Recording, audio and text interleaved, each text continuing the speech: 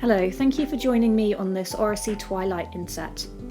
Oracy is one of the Reed School main development objectives for this year. Oracy achieves two things for students.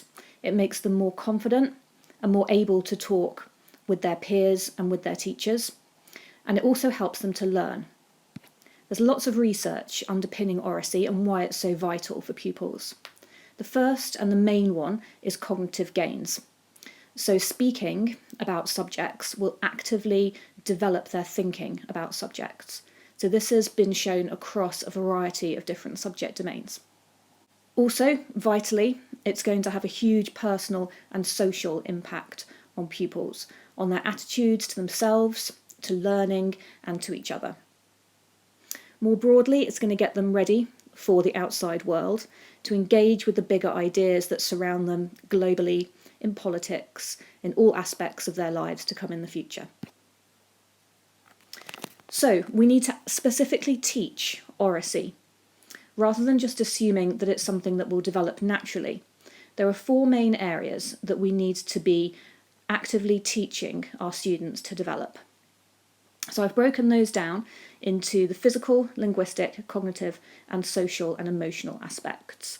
I started off by designing this rather boring and functional poster with the hope of disseminating this throughout the school, but the wonderful Craig Cole has turned it into something far better. So we have 50 of these currently in production, and they're going to be disseminated throughout the school. They'll be on every single classroom wall, so please do use these as a resource along with some of the other resources that I'm going to be providing you with. So the first box asks why. So it was exactly where I started today, and where we need to start with our students is to get them to think about why we're asking them to develop their Oracy skills.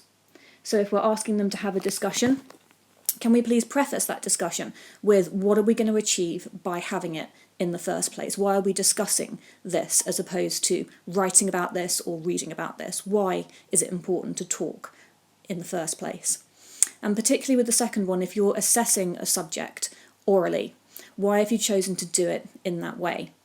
And to make it clear that the oral assessment is just as valid and just as important as a written assessment might be.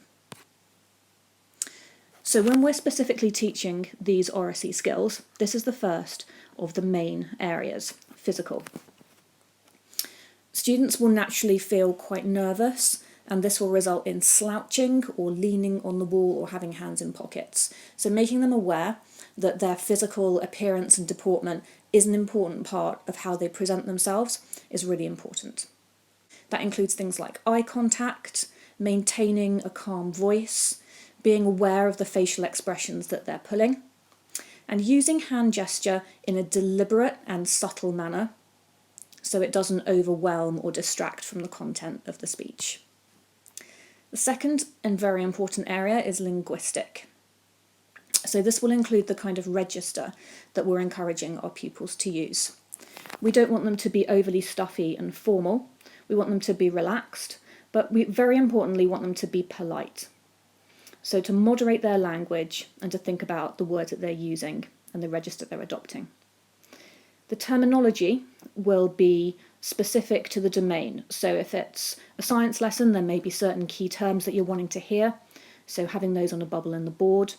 Or if there are certain words that are going to be contentious in a discussion that's coming up, it might be an idea to preface the lesson with those and maybe talk about words that we do use to describe a certain person or a certain action, and certain words that we avoid and why we avoid those. Hedging and fillers might be something that you want to try and eradicate in the speech of slightly older students, kind of, sort of, like, particularly in sixth form speech, can be prevalent, particularly in discussions between peers.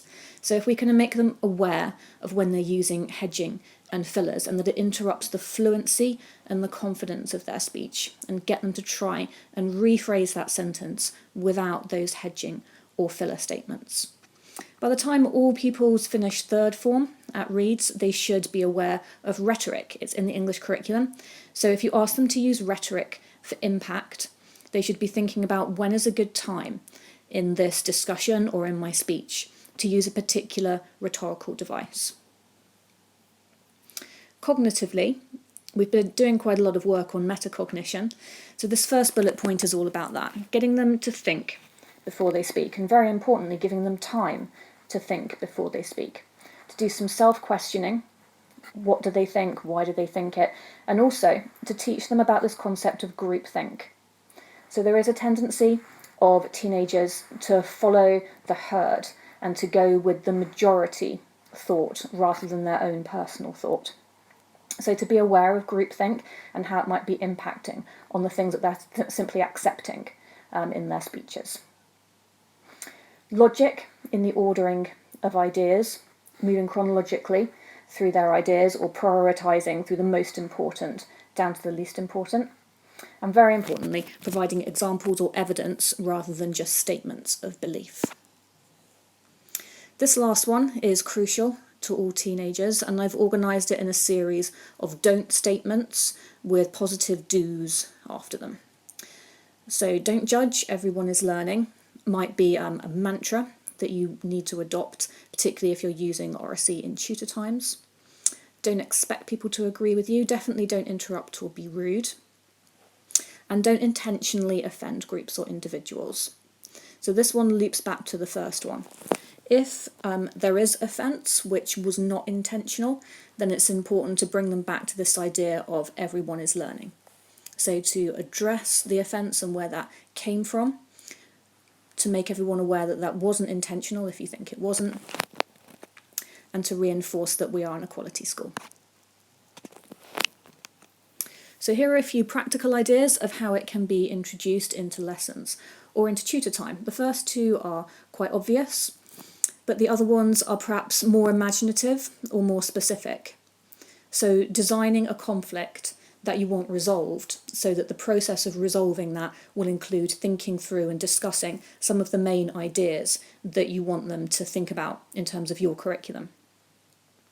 Not all essays have to be written, so you could do a verbal text analysis and response, as long as they realise that it is just as important and geared towards a criteria, for example, GCSE or A-level criteria, just as much as it would be as if it were a written response.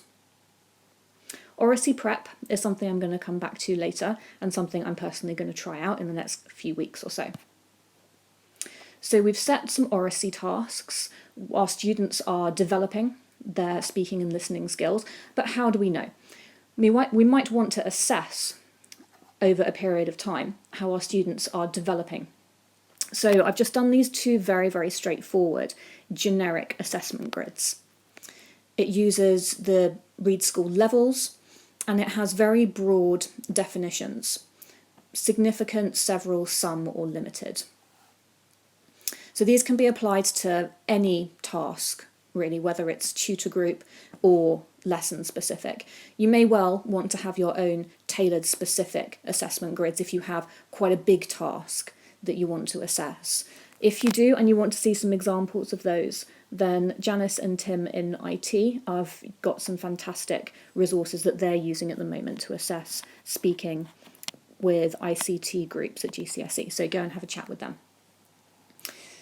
The listening grid might be particularly useful because actively listening and responding might be something that some of your more able classes find a little bit more challenging. So to go through these various criteria with them and to talk about what it means to engage productively with another person rather than just sitting back and passively listening to them. Oracy can be used as prep. And this is an example that I've stolen from Twitter, which I think is very inventive and very useful. So here we've got a history example. So the teacher has designed this learning postcard. On the left-hand side, there is a request for the parent, guardian, mentor or helper to ask the student about a certain topic. So the student's been learning about Charles I. Parent needs to ask about the divine right of kings, the great chain of being, parliament and religion. Then the pupil answers them using all their oracy skills that they've been developing and their subject recall.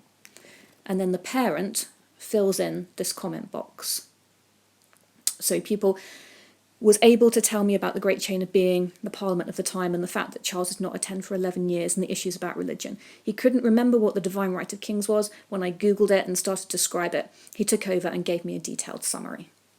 So, parent prep, but a fantastic way of getting parents involved with students' learning, making them aware of what's in the curriculum, and also highlighting how important we think oracy is and how hard we're working to develop their child's speaking skills. So I've got 3 potential issues now that might come up with trying to facilitate good oral discussions in tutor groups. So firstly, if you happen to have a sixth form tutor group and you start a discussion with them, but you find that they tend to go off at a tangent. So you really wanted to talk about gun laws, but it sort of devolves into a conversation about Donald Trump, and it sort of loses its focus quite quickly, for example. How can we avoid that? So preparing a series of hinge questions in advance is very quick, but can facilitate much better, much more focused discussions. So here are 6 hinge questions.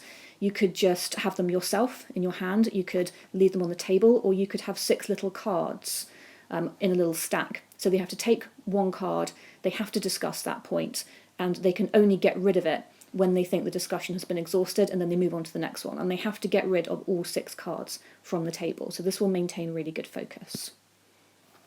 If you have a middle school tutor group, you might find that they are a little bit reluctant to speak to each other, particularly at the beginning, 3 different year groups, and they can be a bit nervous. So one way to have good discussions, but also really good communication across year groups, is to have a pupil chair and to give them a series of generic prompts that they can use to draw out ideas from their peer group and to include everyone in a discussion. So if somebody's not said anything, then they've got a generic prompt there to actively turn to that person and say, do you agree with what's just been said? Why not? To challenge, are you making assumptions? Can you give me some evidence there? And to choose one person at the end of the discussion and ask them to summarise everything that you've heard today. So perhaps one of your 5th formers might be best to kind of chair that discussion and take that leading role. If you have a close tutor group, this comes from personal experience, you might find that they all want to speak, but then they end up just simply agreeing with each other. So you have 90 seconds of intense conversation, which ends up with everyone simply coming to the same conclusion. I have beanbags as little giveaways. You can use these in different ways. First of all, if you just wanted to take a single colour, any single colour, you could encourage turn taking within the younger years. So have it acting a little bit like the conch in Lord of the Flies. So whoever's holding the coloured beanbag is the person who gets to speak, and then it has to be passed around and everybody has to say something. There are also the 4 different coloured beanbag sets, and this is how I use them, but you could use them in any way you want to. If they're holding the green beanbag, then they have to agree with whatever the statement is. The red, they have to disagree. If they're holding blue, then they have to back up the point that they've just heard, whether it's for or against the topic, and they have to add an example. Your yellow is your power-up beanbag, so the person holding that one has to add a new level or a new perspective to the discussion. So you might want to give that to the pupil that you want to challenge or stretch, or to your scholar, for example. So there are some freebies to give away. If you could leave a comment below this video, first people to leave their names and comments will win Oracy beanbags, Oracy strategy flip card keyrings for your classes. If you enjoyed the music that started and ended this video, you might like to follow Forsaken on Lost Records on YouTube. Thank you very much for listening.